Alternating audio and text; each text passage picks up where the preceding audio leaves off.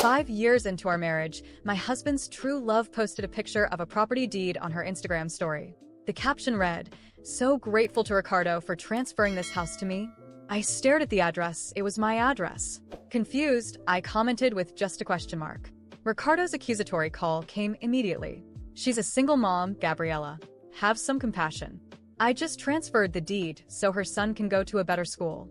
It doesn't affect us living here." His voice dripped with disdain. "Seriously, you have a heart of stone." Then I heard Mariana's fake, breathy sobs in the background. 30 minutes later, another Instagram story, this time tagging me. "A brand new Mercedes, worth at least 100 grand. Just bought this baby outright."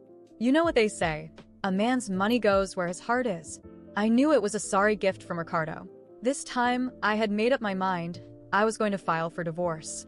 Ricardo came home that evening to find me staring at a birthday cake while swallowing a mifepristone pill. It was the first of the pills for a medication abortion. It was my birthday. I had bought the cake, hoping he would celebrate with me, planning to tell him I was pregnant. I had waited until 7 p.m., with unanswered calls and texts piling up.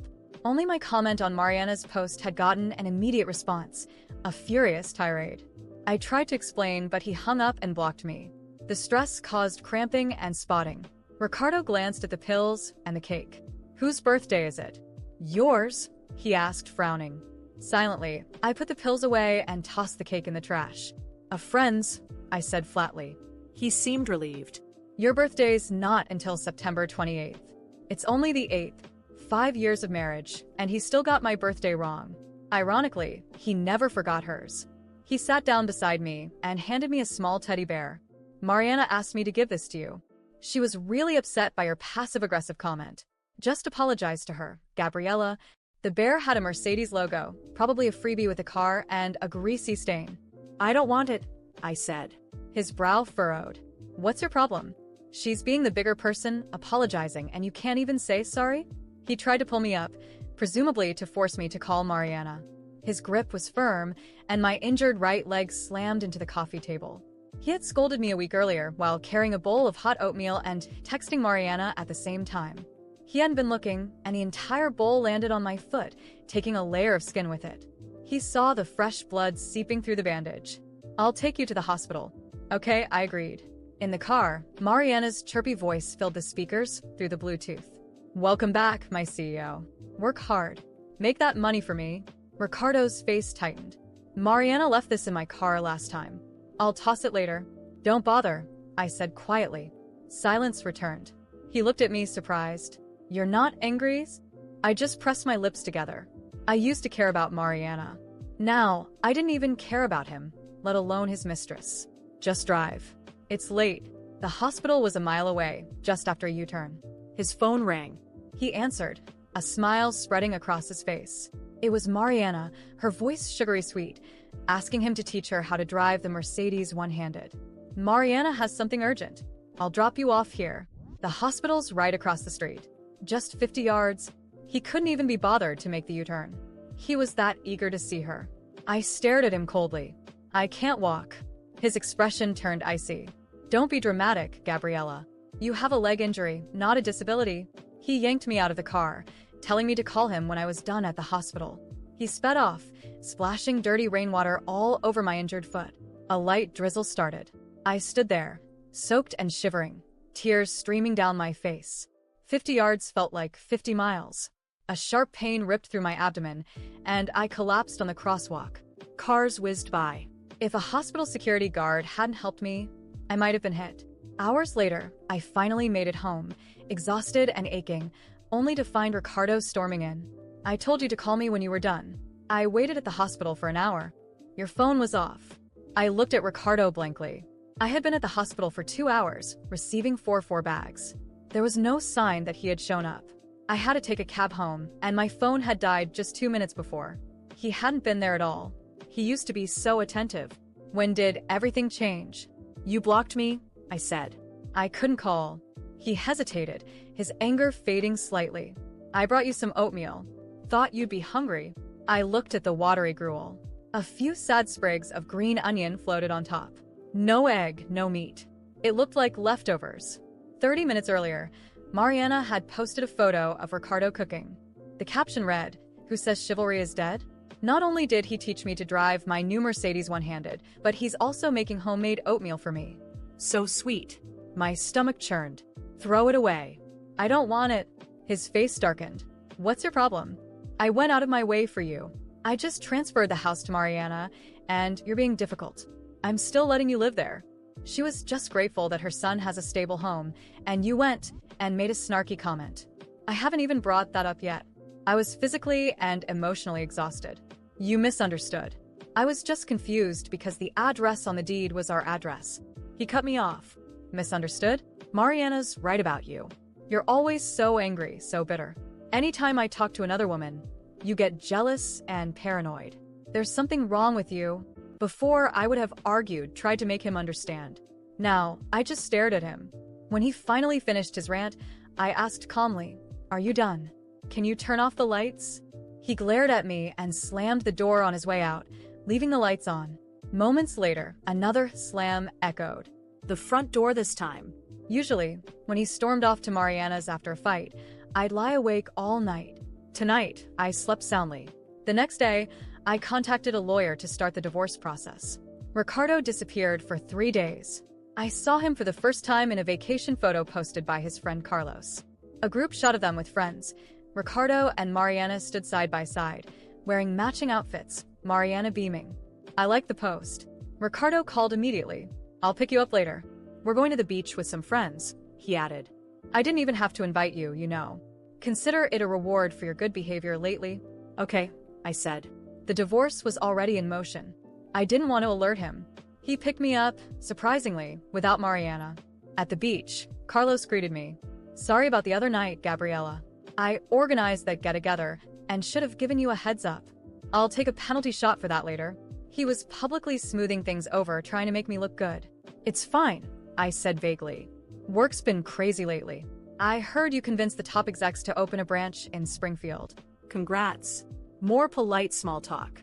"We're considering," I said non-committally. Ricardo marched over, scowling. "Springfield? Why didn't you tell me?" I didn't approve that. I turned and looked at his furious face. The air thickened with tension. Ricardo continued his interrogation. Carlos awkwardly tried to defuse the situation, suggesting they start the barbecue once the grill was ready. Ricardo sat next to me, looking unusually anxious. I promised Mariana I'd transfer the house back after her son finishes elementary school. And, it's my house. I don't even have to explain myself to you. Okay, I replied calmly. Then a familiar figure appeared in the distance. My smile faltered. A young guy I'd never met, clearly a friend of Ricardo and Carlos, jumped up and waved excitedly. "Hey, Mariana. Ricardo's over here." A collective gasp rippled through the group. Carlos kicked the guy's foot and muttered something about him being clueless. "I need the restroom," I said, standing up. I didn't want a scene. I wanted to maintain some dignity. Ricardo glanced at me, then at Mariana, and didn't follow. When I returned, everyone was sitting on the beach, full from the barbecue. Mariana and Ricardo were nestled close together. I found a quiet spot away from them. "All right, everyone's here," Carlos announced. "Let's play truth or dare." Ricardo won the first round. Mariana lost. She chose truth. Ricardo went easy on her, asking about something happy that had happened recently. Mariana batted her eyelashes at Ricardo. I met an amazing guy, and within a day I had a house and a car. He even taught me to drive one-handed. She finished with a triumphant smirk in my direction. Most people there knew how she got in the house and car, but they always pretended not to notice. Mariana flaunting it was another story. The air grew thick with awkwardness. Even Carlos looked uncomfortable. Seeing that I wasn't reacting, he tried to keep the game going. Okay, round 2. Looks like it's Gabriella's turn this time. Mariana got to choose my dare. Truth, I said flatly. Mariana sauntered over with the beer. Let's make this interesting, Gabriella. How about a dare? Alarm bells rang. I choose truth. It's easy. Ricardo says you're a great swimmer. Swim a lap for us. She looked pointedly at my stomach. I'm not feeling well. I can't swim, I said firmly. Mariana pouted at Ricardo, who immediately bristled. You're a nationally ranked swimmer. You can't not swim. She apologized to you the other day, and now she's trying to be nice, and you can't even do this for her. He grabbed my arm, ignoring my protests, and with Mariana's help, dragged me toward the water. Mariana took a swig of beer. Here's to you, Gabriella. Show us what you've got. She chugged the entire bottle, putting me on the spot. I told you I don't want to swim, I snapped, irritated. And I didn't ask her to drink. And why can't I choose truth? Mariana started crying. Ricardo's face hardened. He slammed his beer bottle onto the sand. What's your problem? She's not even making it hard for you. She chugged a whole beer. Stop being so difficult. I looked at Ricardo, playing the hero, then at Mariana, fake sobbing. I laughed, a cold, hollow sound. Did I ask her to drink? I said I didn't want to swim, and she forced me. How is that not making it hard for me? Mariana's sobs intensified. Ricardo's face turned thunderous. He rolled up his pants legs. Fine. I'll swim with you, in front of everyone. He grabbed my hair and shoved me into the water. The cold shocked my skin. Water rushed up my nose, and I choked, coughing violently. He didn't let go. My eyes burned, tears and snot streaming down my face. Just as my lungs felt like they would burst, he finally let go. A wave crashed over me. I reached for his pants leg, but he kicked me away. The undertow pulled me under. Icy water engulfed me. It felt like an eternity before I finally surfaced, gasping for air. Ricardo was consoling Mariana, his arm around her. Don't cry. I took care of it. He walked over to me, looking down with contempt. Apologize to Mariana and chug a beer or everyone stared. Ricardo's eyes bored into me. My eyes filled with tears again, but this time they were tears of rage. Ricardo, I interrupted, my voice shaking. Expect papers from my lawyer. We're getting a divorce. Shock filled his eyes. I stumbled away, my legs weak. As I reached the street, everything went black. The last thing I heard were panicked voices. Someone call an ambulance. She's bleeding. There's so much blood. When I woke up, I was in a hospital room. The bright, sterile light momentarily blinded me, and the pain in my body made me wish for unconsciousness again. My abdomen throbbed, my head pounded, and my injured foot felt like it was on fire. A nurse appeared, adjusting the machines beside me. You collapsed on the street, ma'am. An ambulance brought you in, she said calmly, though her eyes carried something else. Pity, perhaps. I didn't need pity. Not after everything I'd endured. Ricardo wasn't there. Of course, he wasn't. A part of me knew he would never bother to show up. I asked the nurse if anyone had come looking for me, but she shook her head. Not yet. Do you want me to call someone? I shook my head, refusing. There was no one. For years, I had isolated myself, cut ties, and silently endured humiliation and betrayal to maintain a marriage that was clearly a farce. Ricardo had taken advantage of that. Mariana was just another pawn in his game of manipulation. But now I was done. The doctor arrived shortly after, explaining that stress and the fall had worsened my leg injury and caused internal complications. I would need complete rest. Rest. As if my life allowed for that. But something inside me had already shifted. As he spoke, I realized I didn't have to accept this anymore. Ricardo had treated me like an outsider in my own life, and Mariana? She had shamelessly enjoyed what was mine, as if it were her right. I felt anger, a deep, burning rage, but alongside it came a strange clarity. I spent 3 days in the hospital, every minute feeding the plan growing in my mind. It was no longer about surviving. It was about taking back control. The first step was simple. I called a lawyer. I explained everything from the house transfer to the episodes of abuse and humiliation. He stayed silent for a moment before saying, "This won't be easy, but we have a strong case." I didn't want it to be easy. I wanted it to be fair. He began preparing the paperwork, and I knew I was in for a long fight. When I was finally discharged, I returned home alone. Ricardo wasn't there, as expected. The house was silent, but there were traces of him, his shirt draped over the couch, a half-empty glass of whiskey on the coffee table.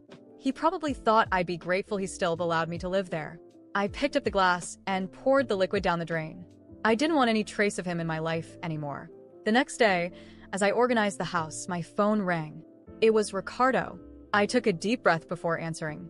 "You're out of the hospital?" he asked, with no hint of concern in his voice. "Yes," I replied curtly. He continued, "Good. Listen, Mariana and I are planning a little trip this weekend. I'll swing by to grab some things. Don't worry about it." He spoke as if nothing had happened, as if I were his housekeeper. Before I could respond, he hung up. My hands trembled with anger.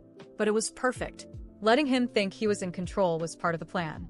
When he arrived to grab some things, I was ready. He walked in casually, glancing around as if inspecting the place. "You should fix that couch," he said, pointing to a cushion out of place. I ignored the comment and watched as he collected clothes and belongings, acting as if he still owned everything. As he was leaving, I said calmly, "Ricardo, you'll be receiving divorce papers soon." He froze for a moment, then turned to me, laughing. "Divorce? Gabriella, you won't get anything. The house is mine. Everything is mine. You should be thankful I haven't thrown you out." He walked out laughing, and I stood there, my heart pounding. It wasn't fear. It was determination. In the following days, I started taking action. I spoke to neighbors, old friends, even staff at the school where Mariana's son studied. I gathered stories, comments, anything that could expose Ricardo and Mariana's true nature. They weren't untouchable, as they thought. I discovered, for example, that Mariana was recklessly overspending, buying expensive things and flaunting them online. That would be useful later. Meanwhile, Ricardo began noticing something was off. One random day, he tried to enter the house and found that I had changed the locks. I received furious messages, veiled threats about how he would handle this in court. I could barely contain my laughter. He still thought he had power over me. The divorce hearing was scheduled a few weeks later, and I showed up prepared, with my lawyer and a mountain of evidence against him. Ricardo arrived confident, with Mariana by his side, both as arrogant as ever. But as the facts unfolded, the abuse, the betrayal, the property transfers, I watched his smug smile vanish. Mariana tried to intervene, claiming I was exaggerating, but it only made things worse. The judge was clear. I was entitled to the house, significant compensation, and most importantly, my freedom. Ricardo lost control as the decision was announced. "You'll never survive without me, Gabriella," he shouted as he was practically dragged out of the courtroom. Mariana followed him, clearly embarrassed. I just smiled. It wasn't about surviving without him. It was about finally living for myself. Today, the house is peaceful. No Ricardo, no Mariana, no weight of years of humiliation. I've started redecorating, turning each room into something that truly reflects who I am. I don't miss Ricardo. I don't miss anything he represented. All that's left is freedom and the certainty that I will never let anyone treat me the way he did again. And that, more than any revenge, is the greatest victory. When it was all finally over, I sat on the couch in the living room, my living room in my house. For the first time in years, the silence around me wasn't heavy but peaceful. There were no shouts, manipulations, or the constant sense of walking on eggshells. It was just me and the certainty that, after everything, I had won. Ricardo and Mariana vanished from my life for a while after the court hearing. I didn't see or hear anything about them, which, deep down, was a relief. But life has a funny way of exposing those who deserve to fall. It didn't take long before I started hearing rumors about the chaos taking over their lives. Mariana, with her reckless spending, had piled up debts that even Ricardo couldn't handle. She sold the Mercedes she had flaunted so much online and began complaining publicly that men aren't what they used to be. It was almost comical to see her, someone who bragged about her luxurious life, now begging for attention on social media. Ricardo, on the other hand, was drowning in legal troubles. His business, which he had always used as a symbol of power, went bankrupt due to poor management and lawsuits from other shady ventures he had been running. He tried moving back in with his parents, but to my satisfaction, they rejected him. I learned he was living as a guest at a friend's place, someone who would likely grow tired of him soon enough. Ricardo had always had a talent for destroying everything around him, and now he was reaping what he sowed. My life, on the other hand, took a path I never thought possible. Once I finished redecorating the house, I felt it was time for a true fresh start. With the settlement I received from the divorce and some savings I had stashed away, I decided to invest in something I'd always dreamed of, starting my own business. I converted the garage into a small artisan bakery. The space, which Ricardo once used to park his car as a trophy, was now filled with the sweet smell of baked goods and smiling customers. The bakery's success grew faster than I anticipated. Within a few months, I had to rent a larger space to keep up with demand. Today, I have 2 employees who help me run the business, and I'm already planning to open a second location. It's not just about the money. It's about finally having something that's entirely mine, something no one can take away. Still, the anger and resentment from everything I endured show up from time to time. I won't pretend I've completely moved on. There are days when I remember the insults, the humiliation, the times I doubted myself because of Ricardo. But the difference now is that those feelings no longer control me. They're just echoes of a life left behind, a life I will never allow to repeat. The last time I saw Ricardo was by chance while walking downtown. He was on a street corner, arguing with someone who seemed to be the owner of a restaurant. He looked thin, his face gaunt, wearing clothes that barely fit. I stood there for a moment, not out of pity, but to take in the scene as a reminder that people like him always end up this way. He noticed me from afar, but didn't say anything. His expression was a mix of shame and resentment. I gave him a small smile and walked away. Today, I'm doing well, better than I ever imagined. I'm not the same woman Ricardo thought he could manipulate and humiliate. I'm stronger, more independent, and, above all, happier. My house, my bakery, my life. Everything now reflects who I truly am. And that is my greatest victory. If there's one thing I've learned from all of this, it's that revenge doesn't need to be cruel or violent. The best revenge is thriving in the face of chaos, proving that despite everything, you've rebuilt yourself and prospered. And I did exactly that. Ricardo and Mariana's story is just a chapter in the past now. My focus is on the future, a future that, for the first time, I can truly say is mine alone.